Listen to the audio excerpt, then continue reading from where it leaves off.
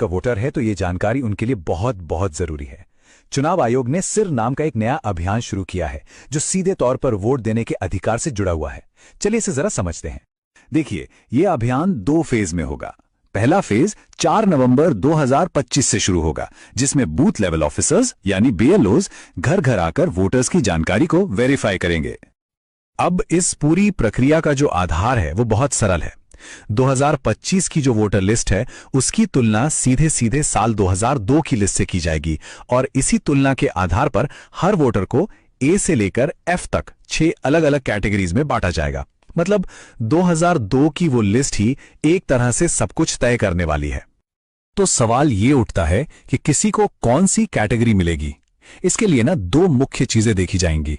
पहली, वोटर की उम्र, और दूसरी, 2002 की वोटर लिस्ट में उनके परिवार का नाम है या नहीं। ठीक है, तो सबसे पहले ग्रुप को देखते हैं।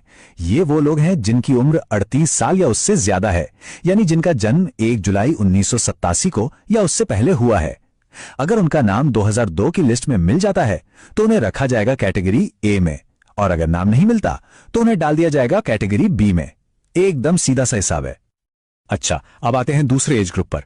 यह है 22 से 38 साल के वोटर्स, जिनका जन्म 2 जुलाई 1987 से 2 दिसंबर 2004 के बीच हुआ है।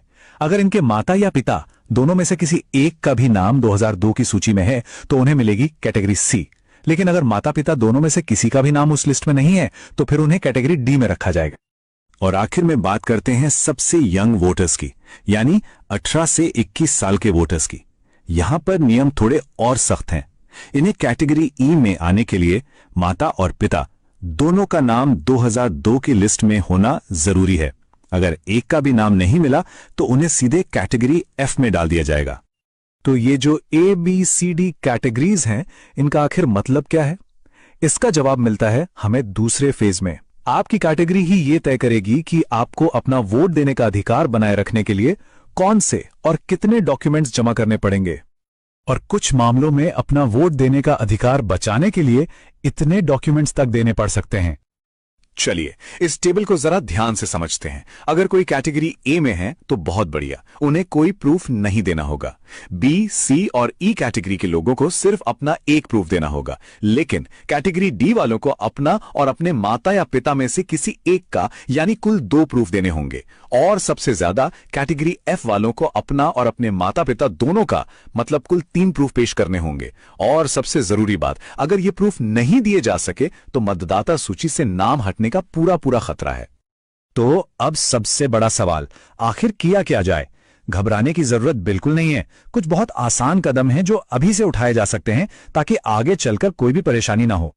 तो सवाल यह है कि पहले फेज की तैयारी के लिए हम अभी से राइट नाउ क्या कर सकते हैं? देखिए, हमारा लक्ष्य होना चाहिए कि हम सबसे आसान कैटेगरीज ए, सी और ई में आ जाएं। इसके लिए क्या करना होगा?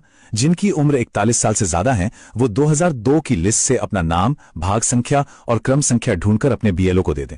जो 21 से 38 साल के हैं वो अपने माता या पिता में से किसी एक की 2002 की लिस्ट की जानकारी अपने बीएलओ को दे दें। और जो 18 से 21 साल की युवा वोटर हैं वो अपने माता और पिता दोनों की 2002 की जानकारी निकालकर अपने बीएलओ को दे दें। एक बात याद रखिए, अभी से ये थोड़ी सी मेहनत करने का फायदा बहुत बड़ा है।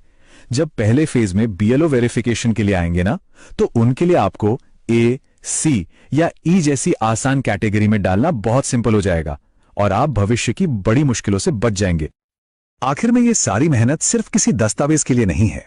जैसा कि इस गाइड में कहा गया है, ये इसलिए है ताकि हमारा वोट देने का अधिकार बरकरार रहे और हम लोकतंत्र को बचा सकें।